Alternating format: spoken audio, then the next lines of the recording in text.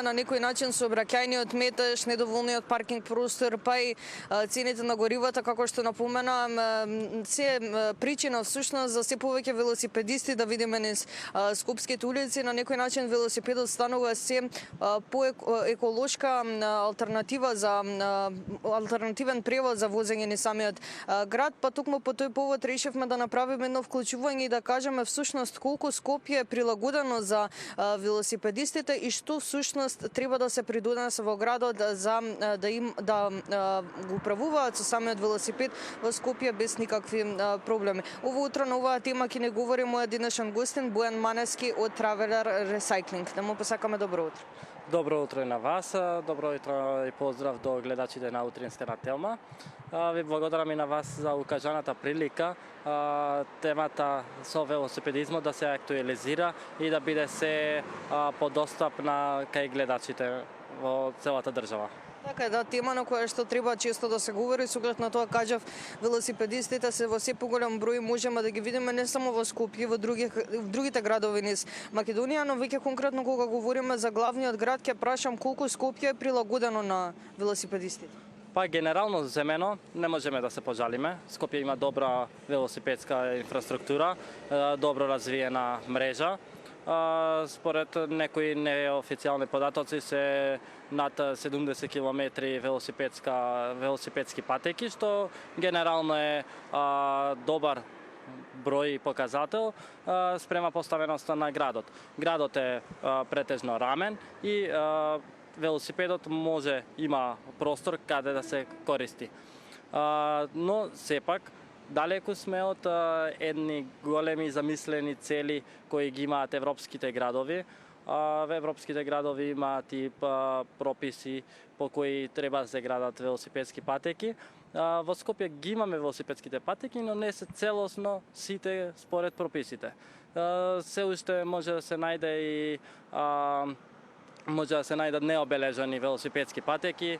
Имаме и улици каде што се обележани велосипедски патеки, а не постои велосипедска патека.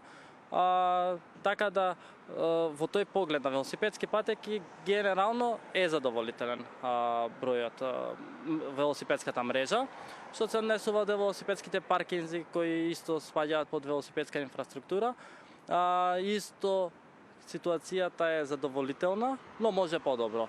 Имаме број на велосипедски паркинзи, имаме каде да се паркира, но начинот на кој се самите имплементирани, начинот на одржување на истите е драстично лош.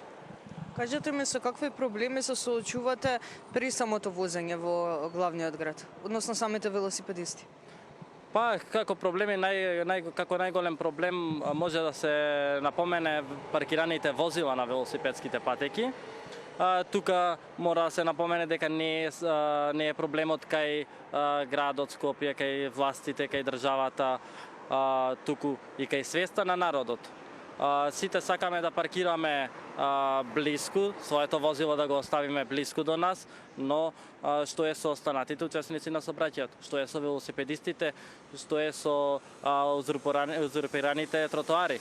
Никој на свеста на населението треба да се подобри во тој поглед, за да имаме само свест кон останатите учесници, а најмногу кон најранливите категории на учесници, пешаците, велосипедистите. Може ли еве подетално да кажеме колку всушност во живото загрозувачка состојба е велосипедот, кој што не идува на такво паркирано возило на една велосипедска патека? Па може да се сведе и имаме случаи каде што се прегазени велосипедисти, затоа што велосипедистот возејќи по велосипедска патека наидува на паркирано возило, тој е приморан да се симне или на коловозот, бидејќи му е подостапен, каде што се возат автомобили со поголема брзина од неговото движење. Со тоа велосипедистот наидува и на рабници кои не се прилагодени за симнување на коловозот, па може да се случи да падне, да се повреди самиот велосипедист, а не дај Боже да му заиде и некое возило да има и трагични последици. Кажете ми пак велосипедистите, колку тие имаат сообраќајна култура, колку пак тие ги знаат правилата кога станува збор за учество во самиот сообраќај? Да бидеме реални, правилата ги знаеме сите. И автомобилите, возачите на Колку ги автомобили. применува? Да, тоа е веќе друго. Има и исклучоци и кај велосипедистите. Најголем предизвик кај самите велосипедисти е возењето во спротивна насока. Секоја велосипедска патека си има насока на движење, исто како сообраќајните коловози. Но културата кај сообраќајните коловози со автомобилите е сведена на максимум, додека кај велосипедистите некако слободата е земена, самите за себе си земаат слобода да си возат во насоката која што им треба. Во одреден дел не се виновни самите велосипедисти, некогаш тие се приморани, токму поради причините кои претходно ги споменавме, дали има паркирани возила, дали во летните денови нема доволно сенки. Сенките се исто голем проблем во летните денови за еден велосипедист. Но сепак тоа не е оправдание, ни една причина не е оправдание да се вози во спротивна насока. Исто така има и голема некултура кај возачите на тротинети, кои исто ги користат патеките на велосипедските патеки.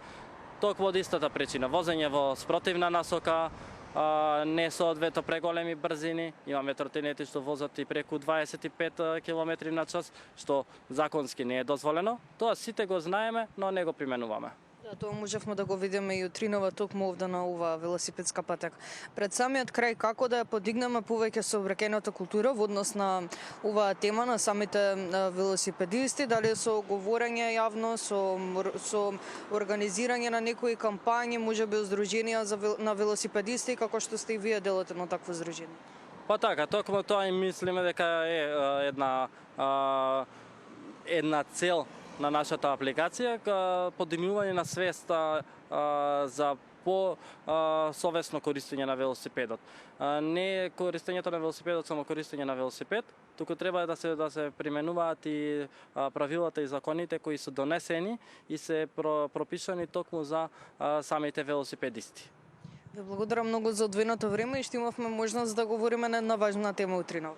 Ви благодарам и на вас и да не заборавиме дека актуелната тема со цените со горивото на велосипедот секогаш останува иста, непроменета или чини 0 денари. Благодарам уште еднаш. Се надевам дека ова беа интересни информации за нашите гледачи. Фокусот во првото вклучување на лице место го ставивме на велосипедистите, каква е сообраќајната култура кај самите велосипедисти, генерално кај сите учесници во сообраќајот и колку всушност Скопје е прилагодено на самите велосипедисти.